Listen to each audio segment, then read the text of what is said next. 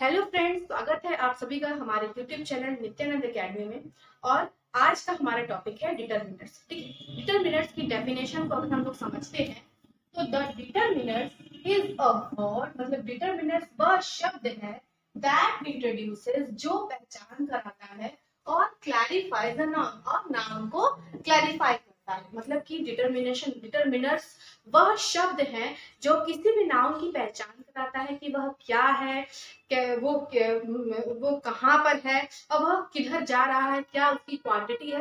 तो ये हमें इन सब सवालों का जवाब हमें डिटरमिनर से मिलता है और नाउन की इंट्रोड्यूस कराता है और नाउन को पूरी तरह से क्लैरिफाई। ठीक है, अब हम लोग एग्जाम्पल लेते हैं डिटरमिनर्स का। जैसे कि मैंने लिखा a man, an ice cream, some milk, many people। तो यहाँ पर मैंने लिखा अ मैन।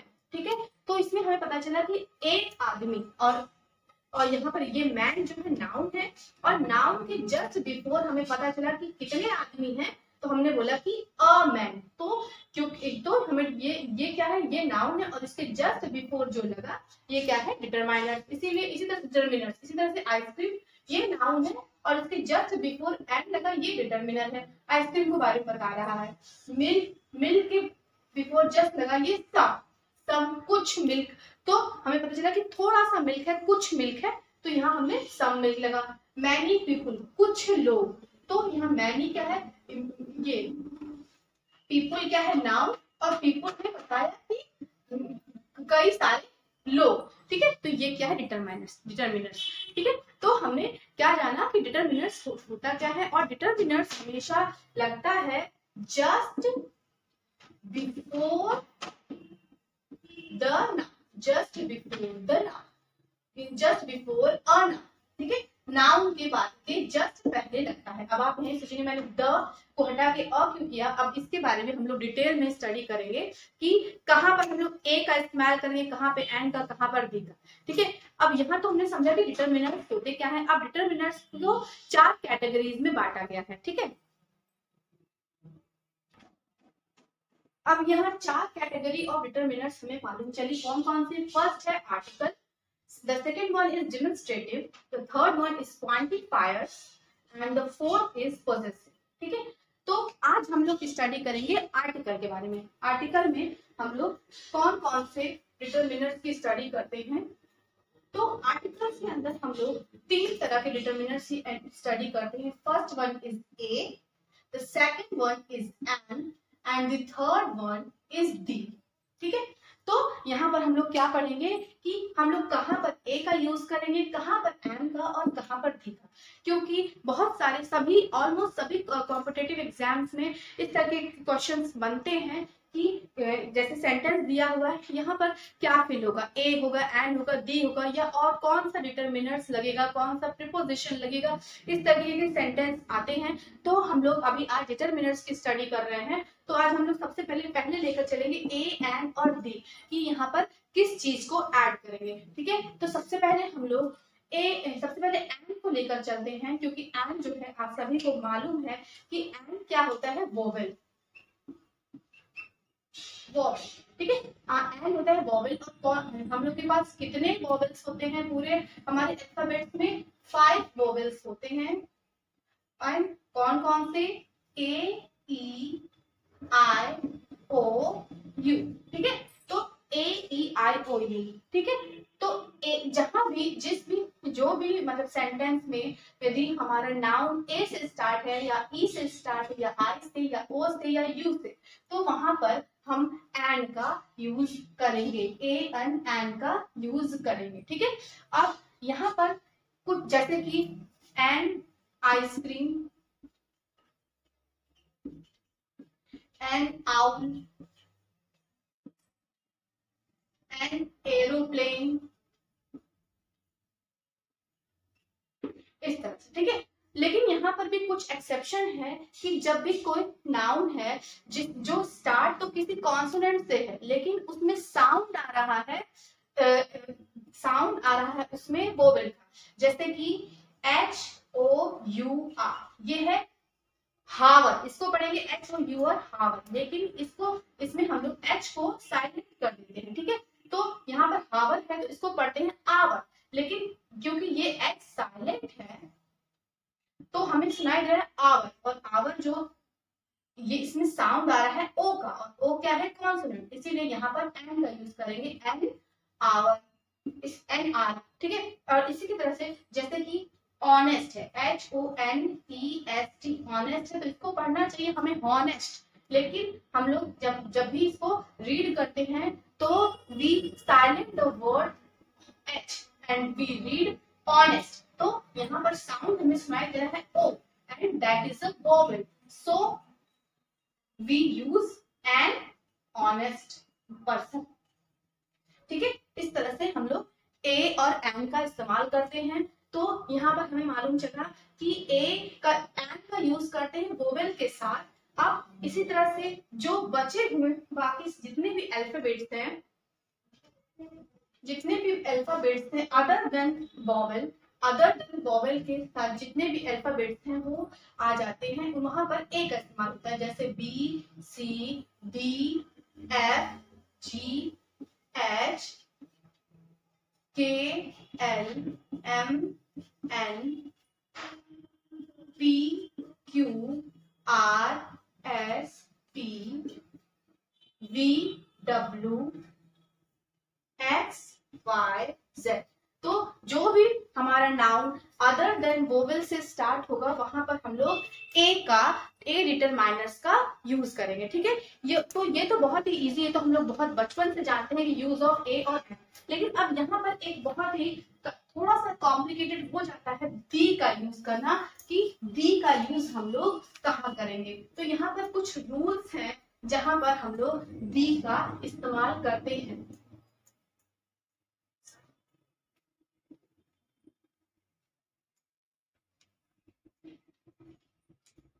THE, दी, ठीक है। दी का यूज देखने में तो लग रहा है कि ये बहुत इजी सा वर्ड है दी, तो लेकिन दी का यूज जो है, इसका यूज बहुत सारे ऐसे पॉइंट्स हैं जिन्हें हमें याद करने की जरूरत पड़ती है। दी का यूज हम लोग जब भी किसी भी कॉन्सेप्ट की बात कर रहे हैं, या फिर जैसे कि किसी फीलिंग की बात कर रहे हैं, जब भी कोई नाउन स्टार्ट हो रहा है, जैसे कि हमने बोला कि या इंफॉर्मेशन, तो जैसे कि हमने बोला इंफॉर्मेशन, तो इंफॉर्मेशन जब भी जब भी आएगा तब उसके बिफोर लगेगा दी इंफॉर्मेशन, ठीक है। या फिर उसके बाद आया गाइडेंस, तो गाइडेंस के साथ भी लगेगा दी। उसके बाद जैसे कि कोई फीलिंग आई, जैसे लव, तो लव के बिफोर लगेगा द,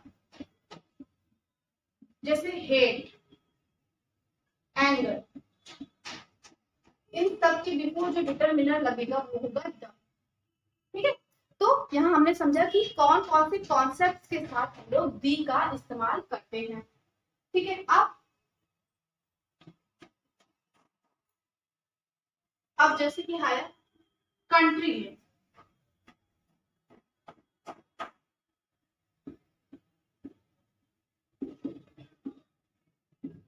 कंट्री नेम में बड़ा ही कंफ्यूजन रहता है कि हम किसी भी स्पेसिफिक कंट्री की, जैसे कि हमने एक सिंगल कंट्री की बात हो रही है, चाइना, जर्मनी, पेरिस, स्पेन, इस तरह की किसी भी एक सिंगल कंट्री की बात होती है तो दी का यूज नहीं करते हैं।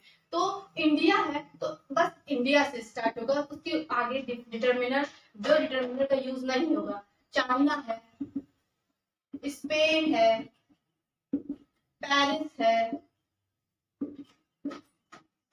जर्मनी है, ये सभी कंट्रीज जो सिंगल कंट्रीज हैं उन सभी के साथ दी का यूज नहीं होगा। लेकिन जब भी जैसे कि हमारा यूएसए है, यूएसए के अंदर बहुत सारी कंट्रीज आती हैं तो यहाँ पर लगता है दी यूएसए।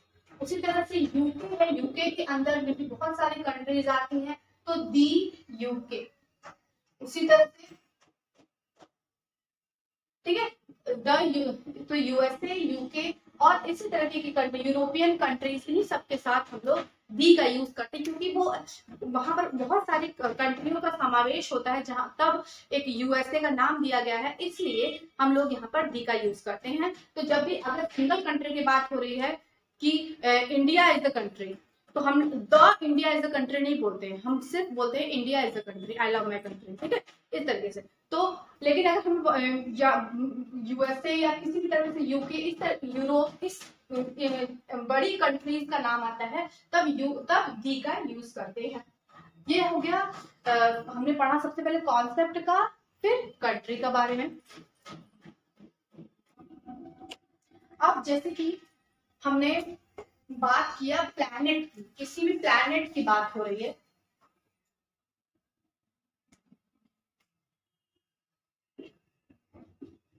प्लैनेट की बात हो रही है, जैसे कि अर्थ की, मून की, सन की, मार्स की, जुपिटर की, सैटर्न की। इसी तरह से जब भी किसी भी प्लैनेट की बात होती है, तो उसके बिफोर हम लोग जो डिटरमिनर का यूज करते हैं वो होता है दी, क्योंकि दी जो है बहुत ही स्पेसिफिक, पूरी दुनिया में बस एक ही अर्थ है, इसीलिए बहुत स्पेसिफाइड है, इसीलिए हम लोग दी का यूज करते हैं। दी मून, दी सन, दी मार्स, दी जुपिटर, दी सैटर्न, ठीक है। तो जब भी किसी प्लैनेट का नाम होता है तब भी हम लोग दी का यूज करते हैं। अब एक और बात है, जब भी कोई भी सेंटेंस की जैसे कि हम लोग ले रहे हैं, जिसमें हम लोग किसी सेंटेंस में कोई बात हमने एक बार कह दी कि जैसे कोई भी सेंटेंस में कोई भी एक बात, जैसे हमने किसी भी नाउन के बारे में एक बार बात कर ली, लेकिन जब दोबारा उसी के बारे में बात करेंगे, जब उसे हम लोग स्पेसिफाइड कर देंगे, तब हम लोग दी का यूज करेंगे, ठीक है। और इसका यूज हम लोग एग्जाम्पल में समझते हैं, आइए देखते हैं। जैसे कि हमने सेंटेंस लिया, आई लाइक मैगी, मुझे मैगी पसंद है, जैसे सबको पसंद होती है वैसे मुझे भी मैगी पसंद है, आई लाइक मैगी। उसके बाद ये सेंटेंस खत्म हुआ, फिर उसके बाद हमने दूसरा सेंटेंस बनाया, the Maggi you have made was delicious, जो तुमने मैगी बनाई थी वो बहुत अच्छी थी। तो मैंने पहले बता दिया था कि मुझे मैगी पसंद है, अब इसी बात को जब मैं इसी में स्पेसिफाइड कर रही हूँ कि तुम मुझे मैगी तो पसंद है, लेकिन जो तुमने कल बनाई थी वो बहुत टेस्टी थी, बहुत डिलीशियस है। तो I love Maggi, the Maggi you have made yesterday was so delicious, ठीक है। तो यहाँ हमने पहले तो हमने एक सिंपल स्टेटमेंट दे दिया कि आई लाइक मैगी, ठीक है, लेकिन उसके बाद हमने स्पेसिफाई किया। तो जब भी किसी भी चीज को स्पेसिफाई करते, किसी भी नाउन को स्पेसिफाई करते हैं, तो वहां पर हम लोग दी का यूज करते हैं। अब नेक्स्ट हम लोग लेते हैं टॉपिक, नेक्स्ट सेंटेंस लेते हैं, there are many flowers in my garden, मेरे गार्डन में बहुत सारे फूल हैं, बहुत सारे फूल हैं। फिर द गार्डन लुक्स ब्यूटीफुल, फिर अब यहाँ पर हमने गार्डन की बात कर दी कि देयर आर मैनी फ्लावर्स, मेरे गार्डन में बहुत सारे फूल हैं, लेकिन इसके बाद जब हमें गार्डन की बात दोबारा करनी है, तो हमने स्टार्ट, ये यहाँ पर डिटरमिनर दी का यूज हुआ, द गार्डन लुक्स ब्यूटीफुल, मेरा गार्डन बहुत सुंदर लगता है, ठीक है। तो समझ में आया, जब भी कोई स्टेटमेंट देते हैं तब भले ही दी का यूज नहीं करते, लेकिन जब हम उसमें स्पेसिफाइड जाते हैं, किसी पर्टिकुलर थिंग को स्पेसिफाई करते हैं, तब हम लोग वहां पर दी का यूज करते हैं। ओके, तो आइए अब कुछ एक्सरसाइजेस करते हैं अपने इसी कंफ्यूजन को दूर करने के लिए। So let's start with our first sentence. Are you coming to dash party next day? तो क्या तुम आ रहे हो उस पार्टी में नेक्स्ट डे, जिसके बारे में हमने पहले बात की थी, क्या उस पार्टी में तुम आ रहे हो? तो हमने यहाँ पर अपने आप को खुद समझना होगा कि क्या कि are you coming to that party next day. यहाँ पार्टी भी एक स्पेसिफाइड बात है कि हमें पार्टी बहुत ही स्पेसिफिक, जैसे कभी कभार रोज तो पार्टी होती नहीं है, स्पेशली किसी दिन होती है, और पार्टी बहुत स्पेसिफिक होती है। तो एक तो इस वजह से यहाँ पर दी का यूज होगा, are you coming to the party, और दूसरा हम इसको एज्यूम करेंगे कि हम जैसे कि हमने कभी पार्टी के बारे में इनविटेशन मिला है, हम लोग सब लोग बैठे हैं, पार्टी के बारे में इनविटेशन मिला है, तो इसके बारे में दोबारा बात हमने की कि are you coming to the party next Saturday, क्या तुम उस पार्टी में आ रहे हो, तो इसलिए हमने दोबारा यहाँ पर डी का यूज किया। और यहाँ पर पार्टी स्पेसिफिक होता है, इसलिए यहाँ पे हमने दिस का यूज किया। उसके बाद I bought dash TV set yesterday, मैंने खरीदा dash new TV set yesterday. अब यहाँ पर सोचना है कि यहाँ ए लगेगा कि एन लगेगा या दी, तो यहाँ पर दी तो नहीं लगेगा क्योंकि यहाँ I bought the new TV set yesterday, मतलब कि यहाँ पर हम कोई स्पेसिफिक टीवी सेट, अगर हम टीवी सेट की, अगर हम टीवी की बात करें कि हमने एलजी की टीवी खरीदा, तो हम बोलेंगे कि ये हमने स्पेसिफाई कर दिया, तो the LG TV set yesterday. लेकिन यहाँ पे न्यू टीवी सेट, तो टीवी किसी भी कंपनी की है, किसी भी प्रकार की है, अगर नॉर्मल टीवी है या एलईडी टीवी है, तो हम लोग यहाँ पर दी का यूज नहीं करेंगे, यहाँ पर सिंपल ए का यूज होगा, क्योंकि एन जो है एक कॉन्सोनेंट है। तो I bought a new TV set yesterday. फिर I think dash man over there is very ill, he can't stand on his feet. तो मैं सोच रहा हूँ कि वो मैन बहुत, जो वहां पर जो मैन है वो बहुत ही बीमार है, ही कांट स्टैंड ऑन, वो अपने पैरों पर नहीं खड़ा हो रहा है। तो हम यहाँ पर एक मैन की बात, बहुत एक स्पेसिफिक मैन की बात बता रहे हैं जो बीमार है। एक बीमार आदमी कहीं बैठा, बहुत सारे लोग हैं, बहुत सारे आदमी हैं, तो उनकी बात नहीं हो रही, एक बीमार आदमी की बात हो रही। तो हमने स्पेसिफाई किया कि एक बीमार आदमी, तो ये जो यहाँ पर हमने यहाँ पर इसीलिए हम लोग दी का यूज करेंगे। I think the man over there is very ill, he can't stand on his feet। तो यहाँ पर जब भी कोई भी सेंटेंस में स्पेसिफिक बात होती है तो वहां पर दी का यूज करते हैं, ये तो हम लोग सभी समझ चुके हैं। फिर I watch dash video you have sent me, मैंने वह वीडियो देखा जो तुमने मुझे भेजा था, मतलब वीडियो की बात पहले से हो चुकी, और जो तुमने वीडियो एक स्पेसिफिक वीडियो भेजा था वो मैंने देख लिया, तो इसीलिए I watch the video you have sent me, मैंने वो video, I watch a video you have sent me, तो मैंने तो ये सेट नहीं बैठेगा क्योंकि यहाँ पर स्पेसिफिक वीडियो की बात हो रही, इसीलिए यहाँ पर दी का यूज करेंगे। तो कुछ और एग्जांपल्स देखते हैं। So now she was wearing dash ugly dress when she met me, उसने एक गंदे कपड़े पहने थे जब वह मुझसे मिली थी, ठीक है। तो क्योंकि यहाँ पर शी वॉज वेयरिंग अगली ड्रेस, अब हम अगर हमें कहना होता है कि अगली ब्लू ड्रेस या अगली जीन्स टॉप, मतलब किसी भी ड्रेस को स्पेसिफाई किए होते हैं तब यहाँ दी का यूज होगा। लेकिन यहाँ पर बोला और she was wearing dash ugly dress, उसने एक गंदी ड्रेस पहनी थी जब वो मुझसे मिली थी, तो इसीलिए an ugly dress when she met me. I am crazy about reading dash history book, मैं बहुत ही क्रेजी हूँ हिस्ट्री बुक्स को पढ़ने के लिए, मुझे इतिहास की किताबें पढ़ने में बहुत मजा आती है, बहुत मैं क्रेजी हूँ उसके लिए। तो मैंने बोला कि अगर मैं बोलती कि आई am crazy about reading books, तो वहां पर दी सेट नहीं होता, वहां पर होता ए, ठीक है। लेकिन यहाँ पर आई am crazy about reading the history books, तो यहाँ पर हमने हिस्ट्री बुक्स को स्पेसिफाई किया, बुक्स में कौन सी बुक, हिस्ट्री बुक्स, तो इससे यहाँ पर दी का यूज हुआ। फिर she is such nice girl, वह एक अच्छी लड़की है, तो she is such a nice girl. He is engineer. अब देखिए, अब हम एक चीज को जानना है कि जब भी किसी जॉब की बात होती है, जैसे इंजीनियर, डॉक्टर, नर्स, टीचर,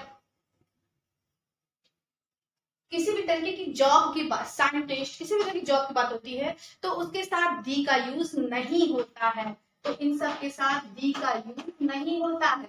तो हम लोग यहाँ पर, क्योंकि इंजीनियर तो ऐसे स्पेसिफिक चीजें स्पेसिफाइड है, लेकिन हम लोग यहाँ पर लगाएंगे एन इंजीनियर, क्योंकि ए है वो, इसलिए ही इज एन इंजीनियर, ठीक है। तो अब आई थिंक आप सभी को क्लियर हो चुका होगा कि कहाँ पर ए का यूज करते हैं, कहाँ पर एन का यूज करते हैं और कहाँ पर दी का यूज करते हैं। तो कीप वॉचिंग अवर चैनल, और कोई भी वीडियो अपलोड हो तो उसे पूरा देखें तो आपकी सभी डाउट्स क्लियर होगी। Thank you so much, please keep watching our channel.